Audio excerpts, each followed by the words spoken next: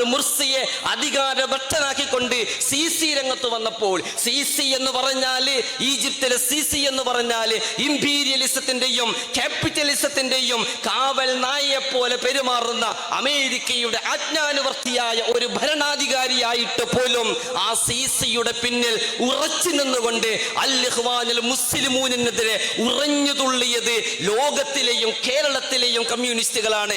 വംശീയ ഉന്മൂലനത്തിന് ബോസ്നിയൻ മണ്ണ് സാക്ഷ്യം വഹിച്ചപ്പോൾ സെർബുകളുടെ കിരാതന്മാരായ ഹിറ്റ്ലറെ പോലും നാണിപ്പിക്കുന്ന മനുഷ്യഹത്യകൾക്ക് നേതൃത്വം കൊടുത്ത ഗർഭിണികളായ സ്ത്രീകളുടെ വയറ് പിളർന്ന് അവരുടെ ഗർഭാശയത്തിൽ നായക്കുട്ടിയെ വരെ വെച്ചുകൊണ്ട് ഗർഭാശയം തുന്നിപ്പിടിപ്പിച്ച അത്രയും വൃത്തികെട്ട മനുഷ്യക്കുരുതികൾക്ക് നേതൃത്വം കൊടുത്ത സെർബുകൾക്ക് വേണ്ടി കേരളത്തിൽ സംസാരിച്ചത് മുഴുവനും തന്നെ കമ്മ്യൂണിസ്റ്റുകളാണ്. 90 മതവുമായി ഞങ്ങൾക്ക് എതിർപ്പില്ല, മാർക്സ് പറഞ്ഞത് അതല്ല ഇതല്ല എന്നൊക്കെ പറയും. എന്നാൽ പ്രത്യക്ഷത്തിൽ തന്നെ അവർക്ക് മതത്തോട് എതിർപ്പുണ്ട് എന്ന് മാത്രമല്ല, അവസരം കിട്ടുമ്പോഴെല്ലാം തന്നെ മതവിശ്വാസികൾക്കെതിരെയുള്ള സമരം കമ്മ്യൂണിസം ചരിത്രത്തിൽ നടത്തിയിട്ടുണ്ട്. എന്തിന്? അസ്സലാമു അലൈക്കും വറഹ്മത്തുള്ളാഹി വബറകാതുഹു. സർവശക്തനായ അള്ളാഹുവിൻ്റെ കാരുണ്യവും അനുഗ്രഹവും സദാ നമ്മോടൊപ്പം ഉണ്ടാകുമാറാവട്ടെ. കമ്മ്യൂണിസത്തിൻ്റെ മതസമൂഹങ്ങളോടുള്ള സമീപനം കുറച്ചുകൂടി കൃത്യമായി ഇതുപോലെയുള്ള ഒരു സന്ദർഭത്തിൽ നാം ചർച്ച ചെയ്യേണ്ടി വരുന്നത്, നാം ഇത്തരമൊരു ചർച്ച നടത്തേണ്ടി വരുന്നത് നമ്മുടെ നാട്ടിൽ കമ്മ്യൂണിസം ഒരു യാഥാർത്ഥ്യമെന്ന സ്വഭാവത്തിൽ, ഒരു പാർട്ടി എന്ന സ്വഭാവത്തിൽ ഇവിടെ നിലനിൽക്കുകയും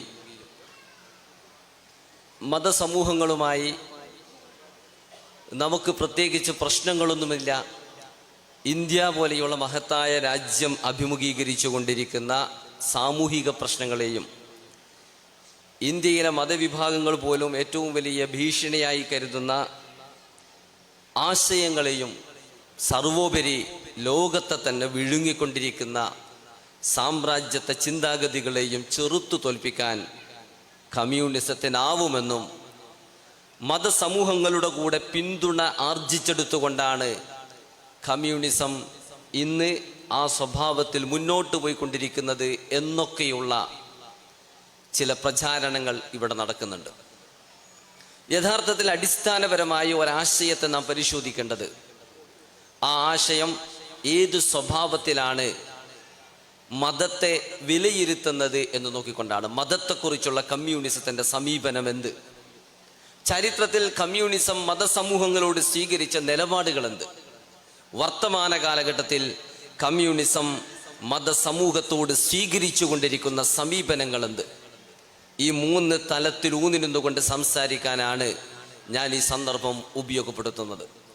മൗലികമായി മതങ്ങളെല്ലാവരും തന്നെ മനുഷ്യനെക്കുറിച്ച് മുന്നോട്ട് വെക്കുന്ന ഏറ്റവും പ്രധാനപ്പെട്ട ആശയം മനുഷ്യനും പ്രപഞ്ചവും പ്രകൃതിയുമെല്ലാം തന്നെ ഈ ലോകത്തെ തനിയെ യാദൃച്ഛികമായി ഉണ്ടായതല്ല, ഒരു മഹത്തായ ഒരു ശക്തി, ദൈവം തമ്പുരാൻ എന്ന് പറയുന്ന പ്രപഞ്ച സൃഷ്ടാവെന്ന് പറയുന്ന ഒരു മഹാശക്തി, ഈ ഭൗതിക പദാർത്ഥ ലോകത്തിന് അതീതമായ ഒരു ശക്തി, ആ ശക്തിയാണ് ഈ ലോകത്തെ സൃഷ്ടിച്ചത് എന്ന കാഴ്ചപ്പാടാണ് മതങ്ങൾ മനുഷ്യനെയും പ്രകൃതിയെയും പ്രപഞ്ചത്തെയും കുറിച്ച് മുന്നോട്ട് വെക്കുന്ന ഏറ്റവും പ്രധാനപ്പെട്ട ആശയം.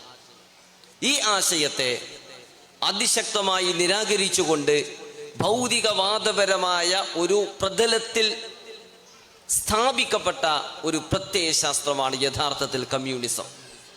മറ്റൊരു ഭാഷയിൽ പറഞ്ഞാൽ ഒരു പ്രത്യയശാസ്ത്രം എന്ന അർത്ഥത്തിൽ, ഒരാശയം എന്ന അർത്ഥത്തിൽ കമ്മ്യൂണിസത്തിന് ഒരിക്കലും തന്നെ മതസമൂഹങ്ങളുമായി ചേർന്നു പോകാൻ സാധ്യമല്ല. കമ്മ്യൂണിസത്തിന് മതസമൂഹങ്ങളുമായി ചേർന്നു പോകാൻ സാധ്യമല്ല എന്ന് പറയുമ്പോൾ ഇത് വളരെ കൃത്യമായി കേരളത്തിലെ കമ്മ്യൂണിസത്തിൻ്റെ എക്കാലത്തെയും ഏറ്റവും പ്രധാനപ്പെട്ട തത്വചിന്തകനായി മാർക്സിസ്റ്റുകൾ കൊണ്ടാടാറുള്ള സഖാ VMS നമ്പൂതിരിപ്പാട്, അദ്ദേഹം കമ്മ്യൂണിസത്തെക്കുറിച്ച് പല സന്ദർഭങ്ങളിലും എഴുതിയപ്പോൾ ഈ കാര്യം പറഞ്ഞിട്ടുണ്ട്. ഭൗതികവാദത്തെ അടിസ്ഥാനമാക്കിയ മാർക്സിസം ലെനിനിസത്തിലും ദൈവത്തിലും ഒരുപോലെ, മാർക്സിസത്തിലും ദൈവത്തിലും ഒരുപോലെ ഉറച്ച വിശ്വാസമുണ്ടാവുക സാധ്യമല്ല. ഇതെന്റെ വാക്കല്ല, EMSന്റെ ഉദ്ധരണിയാണ്. ഭൗതികവാദത്തെ അടിസ്ഥാനമാക്കിയ മാർക്സിസം ലെനിനിസത്തിലും ദൈവത്തിലും ഒരുപോലെ ഉറച്ച വിശ്വാസമുണ്ടാവുക സാധ്യമല്ല. ആ നിലയ്ക്ക് പാർട്ടിയുടെ ആദർശങ്ങളിലും തത്വസംഹിതകളിലും വിശ്വസിക്കുന്ന ഒരാൾക്ക് ദൈവവിശ്വാസിയും ദൈവാരാധകനും ആകാൻ വയ്യ. 1970 ഫെബ്രുവരി 1 പ്രസിദ്ധീകരിച്ച ദേശാഭിമാനി ആഴ്ചപ്പതിപ്പിൽ EMS എഴുതിയ വരികളാണ് ഈ വരി. എന്ന് പറഞ്ഞാൽ കമ്മ്യൂണിസത്തിന്, ഒരു കമ്മ്യൂണിസ്റ്റുകാരനെ മതവിശ്വാസിയാകാൻ സാധ്യമാണോ എന്ന ചോദ്യത്തിന് EMS നൽകുന്ന ഒരു മറുപടിയാണിത്. ഇവിടെ നിന്നില്ല. സാധാരണഗതിയിൽ നമ്മുടെ നാട്ടിലെ കമ്മ്യൂണിസ്റ്റുകളെ മതം മനുഷ്യനെ മയക്കുന്ന കറുപ്പാണ് എന്ന മാർക്സിന്റെ ഉദ്ധരണി ഉദ്ധരിക്കുമ്പോഴേ മാർക്സിന്റെ ഉദ്ധരണി നിങ്ങൾ പൂർണ്ണമായും വായിക്കണമെന്ന് മതവിശ്വാസികളോട് പറയാറുണ്ട്. പ്രതീക്ഷ നഷ്ടപ്പെട്ട മനുഷ്യന്റെ ആശയാണ്, അവരുടെ ആശ്രയ കേന്ദ്രമാണ് മതമെന്നൊക്കെ മാർക്സ് പറഞ്ഞിട്ടുണ്ട് എന്ന് പറഞ്ഞിട്ട് ഇതിന് മറുപടി നൽകാറുണ്ട്. ഇതിനെക്കുറിച്ച് EMS എന്ത് പറയുന്നു എന്ന് അദ്ദേഹത്തിന്റെ തന്നെ തെരഞ്ഞെടുത്ത അദ്ദേഹത്തിന്റെ സമ്പൂർണ്ണ കൃതികൾ സഞ്ചിക 42 മാർക്സത്തെക്കുറിച്ച് EMS എഴുതുന്ന വരികൾ ഉദ്ധരിക്കാം. അദ്ദേഹം പറയുകയാണ്, യുക്തിവാദികളും മാർക്സിസ്റ്റുകളും തമ്മിലുള്ള പ്രശ്നത്തെ പ്രശ്നവൽക്കരിച്ചുകൊണ്ട് മാർക്സിസ്റ്റുകളെ യുക്തിവാദികളെ പോലെ മതത്തെ എതിർക്കുകയില്ല. മതത്തെ എതിർക്കണം, പക്ഷേ മതം ഉണ്ടായ സാഹചര്യത്തെ ഉന്മൂലനം ചെയ്തുകൊണ്ട് മതത്തെ ഉന്മൂലനം ചെയ്യുക എന്നതാണ് മാർക്സിസ്റ്റുകളുടെ രീതിശാസ്ത്രം. യുക്തിവാദികളാകട്ടെ മതത്തിനെതിരെ കാടടച്ച് വെടിവെക്കുമെന്ന് പറഞ്ഞിട്ട് അങ്ങനെയുള്ള ഒരാശയം അവതരിപ്പിച്ചിട്ട് EMS പറയുന്നുണ്ട്, മതം മനുഷ്യനെ മയക്കുന്ന കറുപ്പാണ് എന്ന മാർക്സിന്റെ നിരീക്ഷണം പ്രസിദ്ധമാണല്ലോ. പക്ഷെ നിരീക്ഷണത്തിന് മുമ്പ് ഏതാനും വാചനങ്ങളും കൂടി മാർക്സ് എഴുതി വെച്ചിട്ടുണ്ട്. ഇന്നത്തെ മാർക്സിസ്റ്റുകൾ പറയുന്ന അതേ വാദം EMS എഴുതുകയാണ്. അവയുടെ സാരം ഇതാണ്: പ്രകൃതിയോടും സമൂഹത്തിലെ വിരുദ്ധ ശക്തികളോടും ഏറ്റുമുട്ടേണ്ടി വരുമ്പോൾ നിരാശ്രയനും നിസ്സഹായനുമായി തോന്നുന്ന മനുഷ്യനെ സഹായവും ആശ്രയവുമായാണ് മതം പ്രത്യക്ഷപ്പെടുന്നത്. വേദന അനുഭവിക്കുന്ന രോഗിക്ക് താൽക്കാലിക ആശ്വാസം നൽകാൻ കറുപ്പിന് കഴിയുന്നുണ്ടല്ലോ, അതിനോടാണ് നിസ്സഹായനും നിരാശ്രയനുമായ മനുഷ്യൻ മതത്തിന്റെ സഹായം തേടുന്നതിനെ മാർക്സ് ഉപമിക്കുന്നത്. അപ്പൊ മാർക്സ് അങ്ങനെ ഉപമിച്ചത്, മാർക്സ് പറഞ്ഞത് നിങ്ങൾ പൂർണ്ണമായും വായിക്കാത്തതുകൊണ്ടാണ്. മാർക്സിസം ഒരിക്കലും മതത്തിനെതിരല്ല. മാർക്സ് അതിനപ്പുറം മറ്റു പലതും പറഞ്ഞിട്ടുണ്ട് എന്ന് കേരളത്തിലുടനീളം പ്രസംഗിച്ച് നടക്കുന്നുണ്ട് മാർക്സിസ്റ്റ് സുഹൃത്തുക്കൾ. അവരോട് എനിക്ക് പറയാനുള്ളത് EMS എന്നിട്ട് പറയുകയാണ്, ഇതാണ് മാർക്സ് ഇങ്ങനെ എഴുതിയതിന്റെ താല്പര്യം. എന്നിട്ട് അദ്ദേഹം എഴുതുകയാണ്, ഇതിൽ നിന്നാണ് മാർക്സിന്റെ മറ്റൊരു സുപ്രസിദ്ധ നിരീക്ഷണം വരുന്നത്: മതത്തെ സൃഷ്ടിച്ച സാഹചര്യങ്ങൾക്കെതിരായ സമരമാണ് മതത്തിനെതിരായ സമരം. മതം മനുഷ്യനെ മയക്കുന്ന കറുപ്പാണ് എന്ന് പറഞ്ഞ് മതവിശ്വാസികളെ പാർട്ടികളിൽ നിന്ന് അകറ്റുന്നതിന് പകരം മതത്തെ സൃഷ്ടിച്ച സാഹചര്യങ്ങൾക്കെതിരായ സമരമാണ് മതത്തിനെതിരായ സമരം.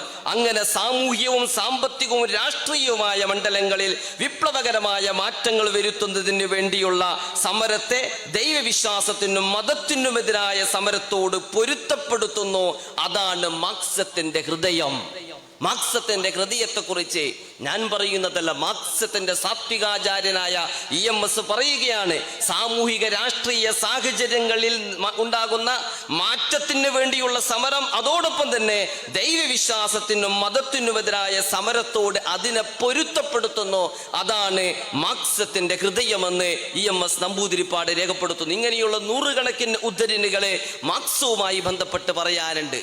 ഇതിപ്പോൾ പറയേണ്ടി വരുന്നത് കേരളത്തിലെ മാർക്സിസ്റ്റ് സുഹൃത്തുക്കൾക്ക് അവർക്ക് ജനാധിപത്യത്തിൽ വിശ്വസിക്കുന്നില്ല. ജനാധിപത്യത്തെ കുറിച്ച് ഇവിടെ പലരും സൂചിപ്പിക്കുകയുണ്ടായി. വിപ്ലവം തോക്കിൻകുടിലൂടെയാണ് വേണ്ടത് എന്നും ബാലറ്റ് അല്ല ബുള്ളറ്റാണ് മാറ്റങ്ങൾ ഉണ്ടാക്കാൻ സ്വീകരിക്കേണ്ടത് എന്നും പഠിപ്പിക്കുന്ന ഒരു ദർശനമാണ് മാർക്സം. പക്ഷേ നാം ജീവിക്കുന്നത് ഒരു ജനാധിപത്യ സാമൂഹിക ഘടനയുള്ള ഒരു രാജ്യത്താണ്.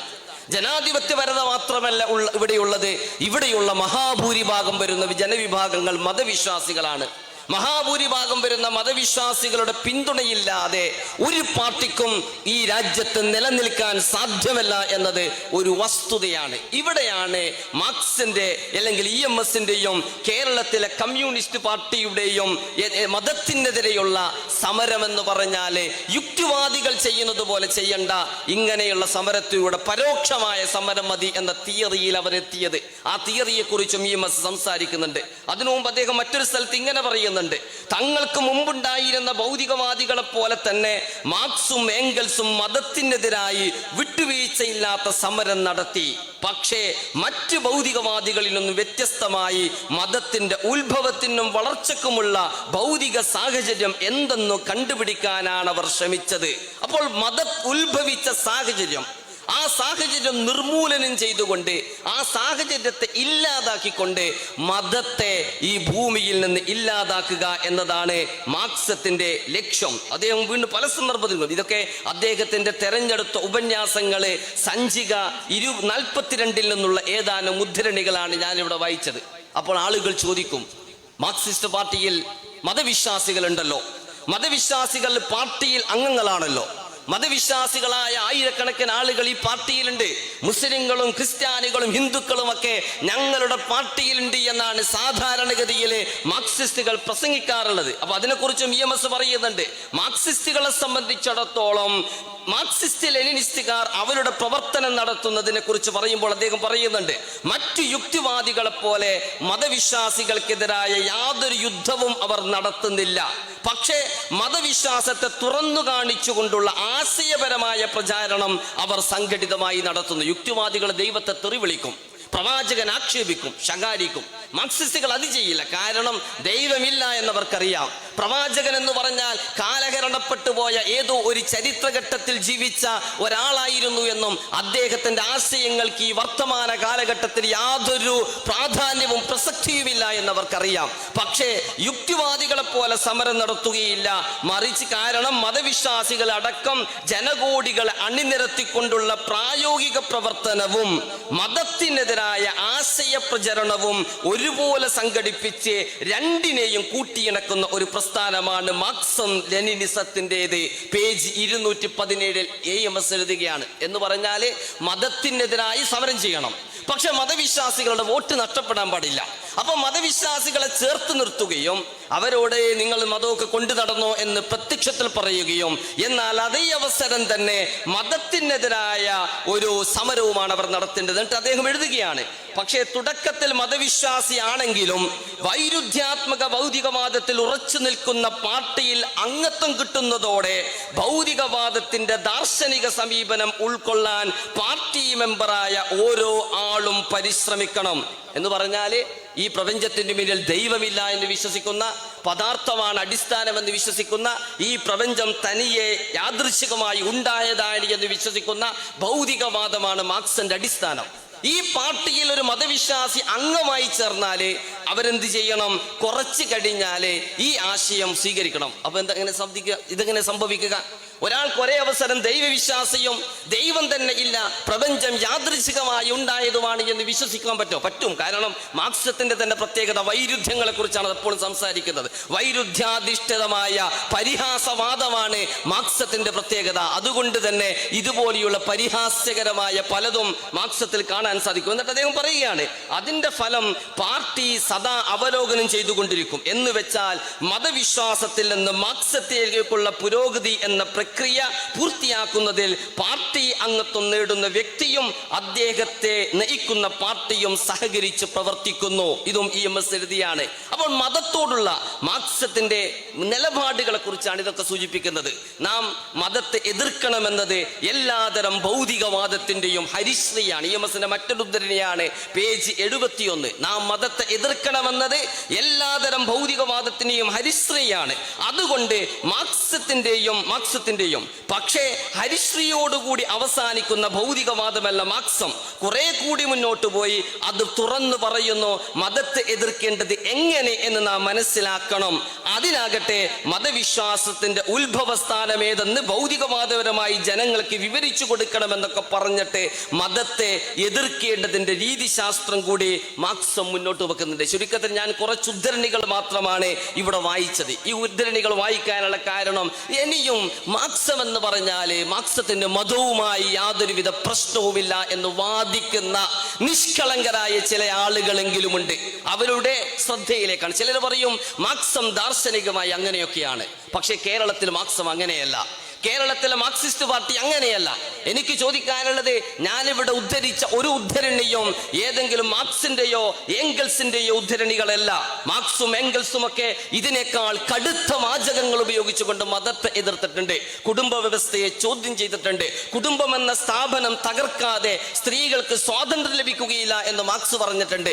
നേരത്തെ സൂചിപ്പിച്ചതുപോലെ മനുഷ്യന്റെ എല്ലാ പുരോഗതിയും അവന്റെ അധ്വാനത്തിന്റെ ഫലമാണ് എന്നും മനുഷ്യന്റെ സാഹചര്യങ്ങളുടെ സൃഷ്ടിയാണ് മതവും ദൈവവും എന്നൊക്കെ അവർ രേഖപ്പെടുത്തിയിട്ടുണ്ട്. പക്ഷേ മാർക്സിസ്റ്റ് പാർട്ടിയും കേരളത്തിൽ യഥാർത്ഥത്തിൽ ഇത് തന്നെയാണ് വിശ്വസിക്കുന്നത്. എന്നാൽ മതവിശ്വാസികളെ കൂട്ടുപിടിക്കാൻ വേണ്ടി ഈ വസ്തുത മറച്ചു പിടിക്കുക എന്നതാണ് മാർക്സത്തിന്റെ രീതിശാസ്ത്രം. ഇതും EMS തന്നെയാണ് കേരളത്തിലെ കമ്മ്യൂണിസ്റ്റ് പാർട്ടിക്ക് പറഞ്ഞു കൊടുത്തത്.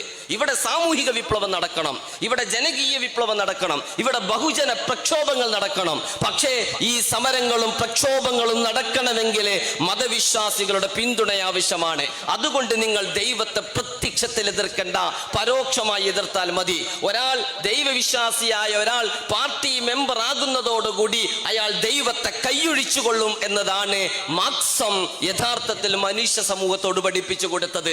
ഇനി മാർക്സത്തിന്റെ ചരിത്ര വിവരണത്തിലൂടെ നമുക്ക് സഞ്ചരിച്ചു നോക്കാം. 1917 ബോൾഷെവിക് റവല്യൂഷൻ എന്ന പേരിൽ അറിയപ്പെടുന്ന സഖാവ് ലെനിന്റെ നേതൃത്വത്തിൽ നടന്ന ഐതിഹാസികമായ വിപ്ലവമാണ് മാർക്സത്തിന്റെ ആശയധാരയിൽ നിന്ന് റഷ്യയിലുണ്ടായ ഏറ്റവും പ്രധാനപ്പെട്ട ഒരു സാമൂഹിക മാറ്റമായി ചരിത്ര ഗ്രന്ഥങ്ങളിൽ രേഖപ്പെടുത്തപ്പെട്ടിരിക്കുന്ന ഒരു മാറ്റം.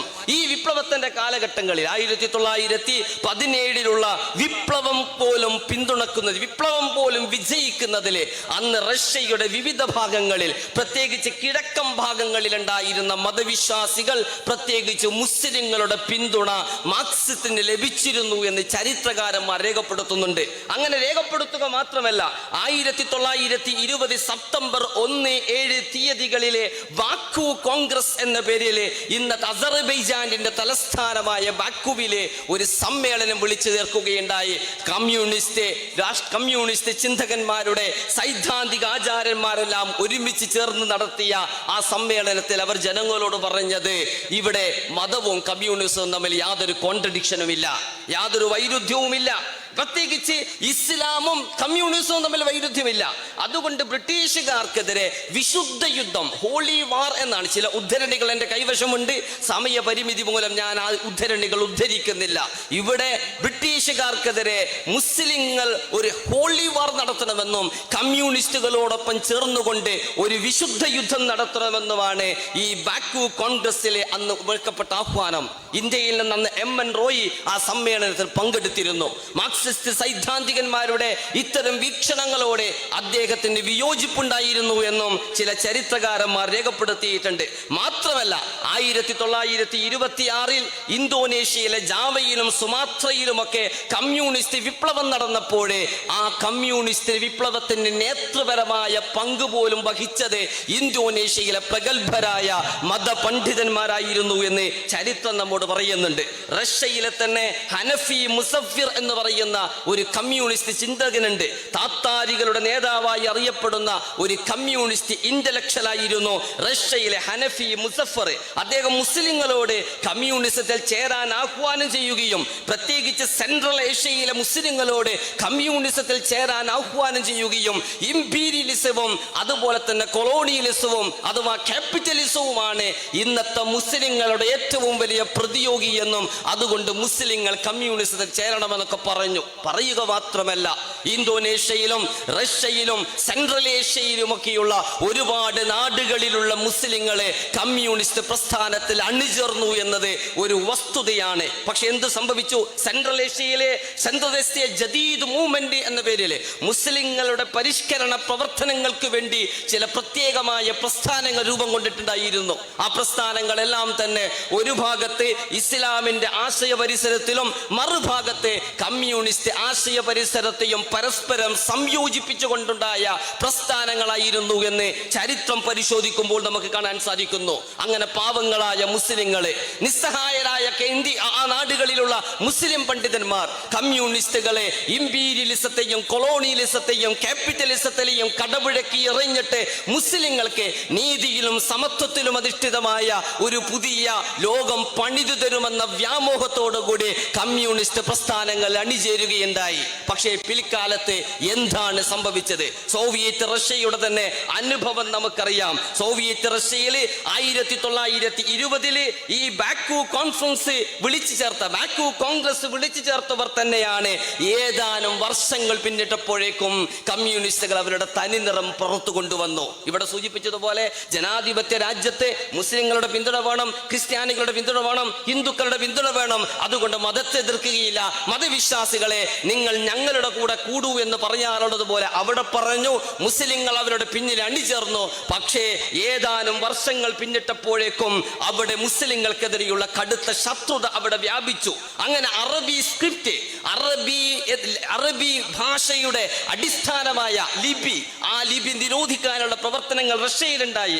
ടർക്കിഷ് വൽക്കരിക്കും, പ്രത്യേകിച്ച് റഷ്യയുടെ പരിസരങ്ങളിലുള്ള തുർക്കുമാൻസ്ഥാൻ പോലെയുള്ള പ്രദേശങ്ങളിലുള്ള ലാംഗ്വേജ് അറബിക്ക് പകരം തുർക്കിയാക്കണമെന്നൊക്കെയുള്ള ചിന്താഗതികളൊക്കെ ഉണ്ടാവുകയും പിന്നീട് അവിടെയുള്ള അറബി ഭാഷ തന്നെ അസ്ഥാനത്താക്കി 1927 അവിടെ ലാറ്റിനൈസേഷന് വേണ്ടിയുള്ള ലാറ്റിൻ സ്ക്രിപ്റ്റ് ഇൻട്രൊഡ്യൂസ് ചെയ്യാനുള്ള പ്രവർത്തനങ്ങൾക്ക് കമ്മ്യൂണിസ്റ്റ് നേതാക്കന്മാർ നേതൃത്വം കൊടുത്തു എന്നൊക്കെയുള്ള പഠനങ്ങൾ ഇന്ന് പുറത്തു വന്നിട്ടുണ്ട്. അതുകൊണ്ടും അവസാനിച്ചില്ല.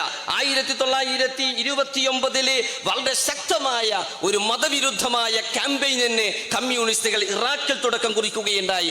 1945 ആയതോടുകൂടി ഈസ്റ്റേൺ യൂറോപ്പിലെ പ്രധാനപ്പെട്ട 3 രാജ്യങ്ങൾ, യൂഗോസ്ലാവിയ, അതുപോലെ തന്നെ അൽബേനിയ, ബൾഗേറിയ, ഈ 3 രാജ്യങ്ങളിൽ കമ്മ്യൂണിസം സ്ഥാപിതമായി. കമ്മ്യൂണിസം സ്ഥാപിതമായതിനു ശേഷം ഈ രാജ്യങ്ങളിൽ സംഭവിച്ചത് എന്താണ്?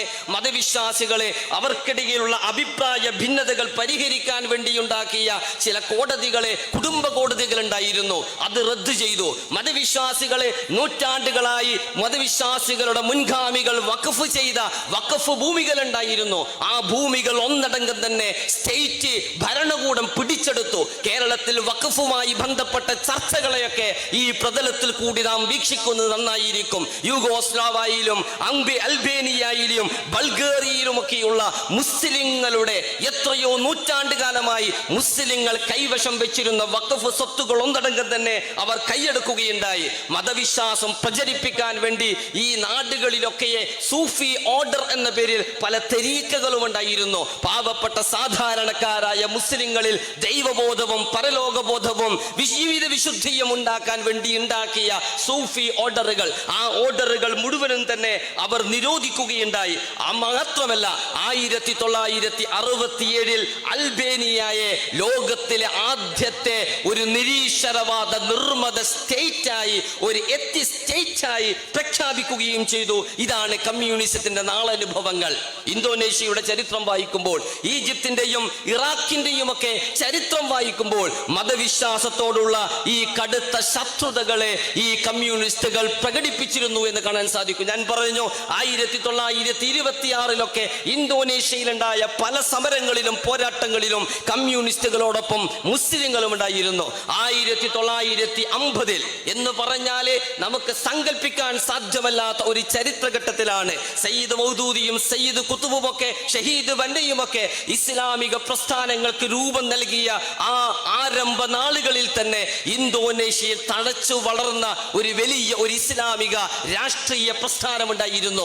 മഷൂമി പാർട്ടി എന്നായിരുന്നു ആ പ്രസ്ഥാനത്തിന്റെ പേര്.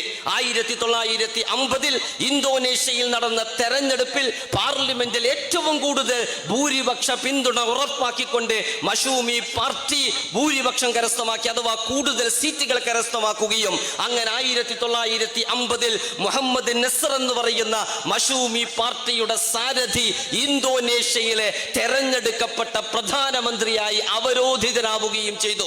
അന്ന് കമ്മ്യൂണിസ്റ്റ് ആശയം തലക്ക് പിടിച്ച സുകാർണോ എന്ന് പറയുന്ന ഇന്തോനേഷ്യയിലെ എക്കാലത്തെയും കടുത്ത ഏകാധിപതിയും മനുഷ്യക്കുരുതി കൊണ്ട് ഒരുപാട് മുസ്ലിങ്ങളുടെ രക്തം കൊണ്ട് ഇന്തോനേഷ്യയുടെ ചരിത്രത്തെ രക്തമംഗിലമാക്കുകയും ചെയ്ത സുകാർണോ 1951 ആയപ്പോഴേക്കും, ഒരു വർഷം പൂർത്തിയായപ്പോഴേക്കും ഈ മുഹമ്മദ് നസറിന്റെ നേതൃത്വത്തിലുള്ള മഷൂമി പാർട്ടിയെ അധികാരഭ്രഷ്ടനാക്കിക്കൊണ്ട് സുകാർണ ഏകാധിപതിയായി മാറി. ആ സുകാർണയുടെ നേതൃത്വത്തിൽ പിന്നീട് ഇന്തോനേഷ്യയിൽ ഒന്നടങ്കം നടന്നത് ഇന്തോനേഷ്യയിലെ ഇസ്ലാമിക സംഘത്തെ, ഇസ്ലാമിക ബോധമുള്ള പ്രത്യയശാസ്ത്ര ബോധമുള്ള മനുഷ്യനെ വിമോചിപ്പിക്കണമെന്ന് ആഗ്രഹിക്കുന്ന ഒരു മഹത്തായ പ്രസ്ഥാനത്തെ തകർത്ത് തരിപ്പണമാക്കാനുള്ള ശ്രമങ്ങളായിരുന്നു പിൽക്കാലത്ത് ഇന്തോനേഷ്യയിൽ ഉണ്ടായത് എന്ന് ഇന്തോനേഷ്യയുടെ ചരിത്രം നമ്മോട് പറയുന്നു. ഈജിപ്തിൽ നമുക്കറിയാം, മുഹമ്മദ് മുർസിയെ അധികാരഭ്രഷ്ടനാക്കിക്കൊണ്ട് സിസി രംഗത്ത് വന്നപ്പോൾ, സിസി എന്ന് പറഞ്ഞാൽ ഈജിപ്തിലെ സിസി എന്ന് പറഞ്ഞാൽ ഇംപീരിയലിസത്തിന്റെയും ക്യാപിറ്റലിസത്തിന്റെയും കാവൽ നായയെ പോലെ പെരുമാറുന്ന അമേരിക്കയുടെ ആജ്ഞാനുവർത്തിയായ ഒരു ഭരണാധികാരിയായിട്ട് പോലും ആ സിസിയുടെ പിന്നിൽ ഉറച്ചു നിന്നുകൊണ്ട് അൽ ഇഖ്വാനുൽ മുസ്ലിമൂനെതിരെ ഉറഞ്ഞു തുള്ളിയത് ലോകത്തിലെയും കേരളത്തിലെയും കമ്മ്യൂണിസ്റ്റുകളാണ്. യുഗോസ്ലാവിയയിൽ നിന്നും വേർപെടുത്തപ്പെട്ട സെർബിയ അവിടെയുള്ള ബോസ്നിയ മുസ്ലിങ്ങൾക്കെതിരെ കടുത്ത വംശീയ അതിക്രമങ്ങൾക്ക് നേതൃത്വം കൊടുത്തപ്പോൾ 90-കൾ ലോക ചരിത്രത്തിലെ തന്നെ ഏറ്റവും വലിയ ജനസൈഡ് എന്ന് വിശേഷിപ്പിക്കാൻ സാധിക്കുന്ന വംശീയ ഉന്മൂലനത്തിന് ബോസ്നിയൻ മണ്ണ് സാക്ഷ്യം വഹിച്ചപ്പോൾ സെർബികളുടെ കിരാതന്മാരായ ഹിറ്റ്ലറെ പോലും നാണിപ്പിക്കുന്ന മനുഷ്യ ഹത്യകൾക്ക് നേതൃത്വം കൊടുത്ത ഗർഭിണികളായ സ്ത്രീകളുടെ വയറ് പുലർന്ന് അവരുടെ ഗർഭാശയത്തിൽ നായക്കുട്ടിയെ വരെ വെച്ചുകൊണ്ട് ഗർഭാശയം തുന്നിപ്പിടിപ്പിച്ച അത്രയും വൃത്തികെട്ട മനുഷ്യക്കുരുതികൾക്ക് നേതൃത്വം കൊടുത്ത സെർബുകൾക്ക് വേണ്ടി കേരളത്തിൽ സംസാരിച്ചത് മുഴുവനും തന്നെ കമ്മ്യൂണിസ്റ്റുകളാണ്. 90-കളിലെ സെർബ് വംശീയ ഉന്മൂലനത്തിന്റെ നാളുകളിൽ കേരളത്തിലെ ദേശാഭിമാനിയിലും ചിന്തയിലുമൊക്കെ പ്രത്യക്ഷപ്പെട്ട ലേഖനങ്ങളിലൂടെ സഞ്ചരിക്കുമ്പോഴേ നമുക്കിത് കാണാൻ സാധിക്കും. ഇതാണ് യഥാർത്ഥത്തിൽ കമ്മ്യൂണിസം. പ്രത്യക്ഷത്തിലെ മതവുമായി ഞങ്ങൾക്ക് എതിർപ്പില്ല, മാർക്സ് പറഞ്ഞത് അതല്ല ഇതല്ല എന്നൊക്കെ പറയും. എന്നാൽ പ്രത്യക്ഷത്തിൽ തന്നെ അവർക്ക് മതത്തോട് എതിർപ്പുണ്ട് എന്ന് മാത്രമല്ല, അവസരം കിട്ടുമ്പോഴെല്ലാം തന്നെ മതവിശ്വാസികൾക്കെതിരെയുള്ള സമരം കമ്മ്യൂണിസം ചരിത്രത്തിൽ നടത്തിയിട്ടുണ്ട്. എന്തിനധികം അറബ് ലോകത്തെ ഏകാധിപതികളായ ഭരണാധികാരികളെ വരെ അറബ് ലോകത്തിന് ഏറ്റവും വികൃതമായ ചിത്രം പതിച്ചു നൽകുന്നതിന് കാരണക്കാരായ സാമ്രാജ്യത്വ ദാസന്മാരായ ജമാൽ അബ്ദുൽ നാസർ മുതൽ ഇറാഖിലെ സദ്ദാം ഹുസൈൻ വരെയുള്ള ഭരണാധികാരികൾ, അവരൊക്കെ പ്രതിനിധാനം ചെയ്തത് സദ്ദാം ഹുസൈൻ ബഅസ് സോഷ്യലിസത്തെയാണ്. ഹാഫിസ് അൽ അസദ് പ്രതിനിധാനം ചെയ്തത് ബഅസ് സോഷ്യലിസത്തെയാണ്. ജമാൽ അബ്ദുൽ നാസർ പ്രദാനം ചെയ്തത് അറബ് നാഷണലിസത്തെയാണ്. ഈ ധിക്കാരികളായ ഭരണാധികാരികളെ മുഴുവനും തന്നെ കമ്മ്യൂണിസ്റ്റുകൾ സഹായിച്ചു എന്ന് ചരിത്രം പറയുന്നുണ്ട്. ചില ചരിത്ര ഗ്രന്ഥത്തിൽ നമുക്ക് ഇത്ര വരെ വായിക്കാൻ സാധിക്കും. ജമാൽ അബ്ദുൽ നാസറിനെയും അതേപോലെ തന്നെ അൾജീരിയയിലെ മറ്റൊരു ഏകാധിപതിയെയും പിന്തുണക്കാൻ വേണ്ടി അതത് നാടുകളിലുള്ള കമ്മ്യൂണിസ്റ്റ് പാർട്ടിയെ പിരിച്ചുവിട്ട് പാർട്ടി അംഗങ്ങളെ ഇവരുടെ പിന്നിൽ അണിചേരണമെന്ന് വരെ ലോക കമ്മ്യൂണിസ്റ്റ് നേതാക്കന്മാർ ആഹ്വാനം ചെയ്തിട്ടുണ്ടായിരുന്നു എന്ന ചരിത്രങ്ങളെ നമുക്ക് ചരിത്ര പുസ്തകങ്ങളിൽ വായിക്കാൻ സാധിക്കും. കാരണം മതം എന്ന് പറഞ്ഞാൽ ഉന്മൂലനം ചെയ്യപ്പെടണമെന്നത് തന്നെയാണ് കമ്മ്യൂണിസത്തിന്റെ അടിസ്ഥാനം. പക്ഷെ എങ്ങനെയാണ് മതത്തെ ഉന്മൂലനം ചെയ്യുക എന്ന ചോദ്യത്തിന് അവർ കാണുന്ന ഒരു വഴിയുണ്ട്. മതം എന്ന് പറഞ്ഞാൽ രണ്ട് സ്വഭാവത്തില് ഇന്ന് മതം ചരിത്രത്തിൽ പ്രതിനിധാനം ചെയ്യപ്പെടുന്നുണ്ട്.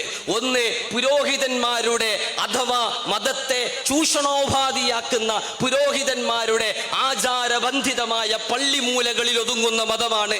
മറ്റൊന്ന് പ്രവാചകന്മാരുടെ മതമാണ്. വിമോചന പരിധിയുള്ള ഉള്ളടക്കമുള്ള മതം, മനുഷ്യനെ വിമോചിപ്പിക്കണമെന്ന് ആഹ്വാനം ചെയ്യുന്ന മതം.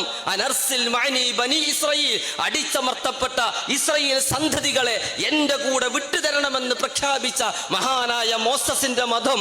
പലിശകളെ, പുരോഹിതന്മാരെ നിങ്ങൾ വെള്ളതേച്ച ശവക്കല്ലറകളെ പോലെയാണ് എന്ന് പറഞ്ഞ് പുരോഹിത ചൂഷണത്തിനെതിരെ അതിശക്തമായി ഗർജിച്ച യേശുവിന്റെ മതം.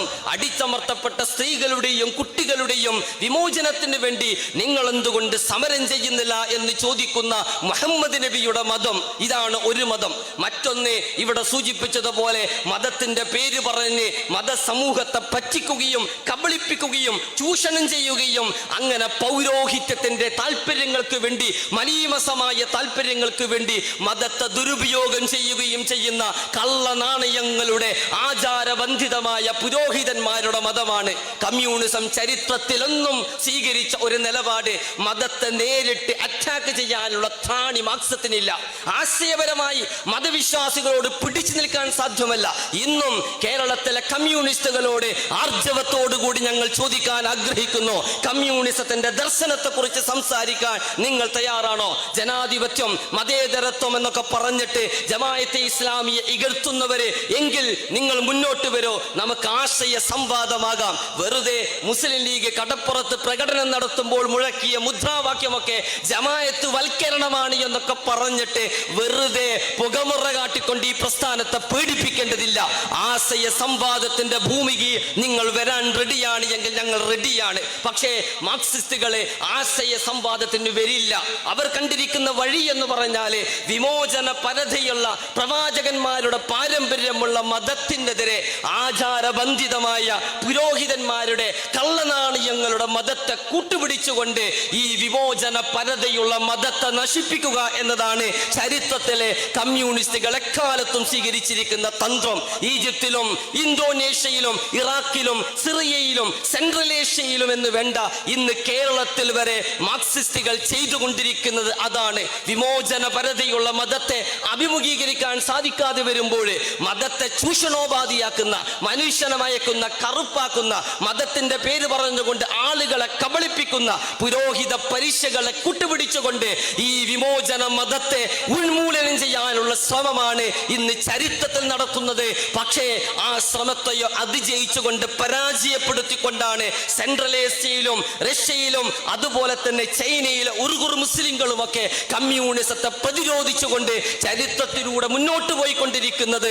ഇത്തരം ഒരു മുന്നേറ്റം തന്നെ ആയിരിക്കും മതത്തോടും ദൈവത്തോടും പ്രതിബദ്ധതയുള്ള കേരളത്തിലും സംഭവിക്കുക എന്ന കാര്യത്തിൽ സംശയമില്ല എന്നും ഈ ശുഭാപ്തി വിശ്വാസമാകട്ടെ നമ്മുടെ കൈമുതലെന്നും പ്രാർത്ഥിച്ചുകൊണ്ട് ഞാൻ എൻ്റെ വാക്കുകൾ അവസാനിപ്പിക്കുന്നു. നിങ്ങൾക്ക് നന്ദി.